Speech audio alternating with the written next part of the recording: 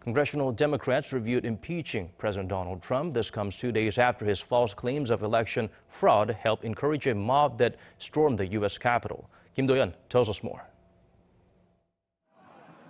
1 day after the historic break-in at the Capitol and 12 days before the end of his term, President Trump is facing the threat of being removed from office.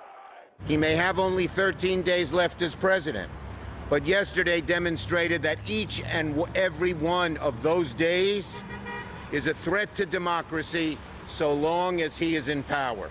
I joined the Senate Democratic leader in calling on the Vice President to remove this president by immediately invoking the 25th Amendment.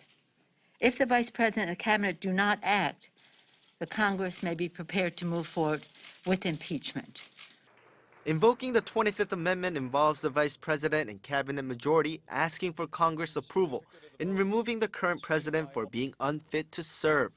While it's highly unlikely for Mike Pence to initiate the process, some say he does have legal grounds to do so. Protecting the members of Congress with force, if necessary, seems like the most basic function of the president. And his refusal to order out the National Guard for some time, and the fact that Pence actually had to be the one to do so, is evidence that he is failing at the very most basic job that is entrusted to the president. The 25th Amendment has never been used to remove a sitting president who is healthy.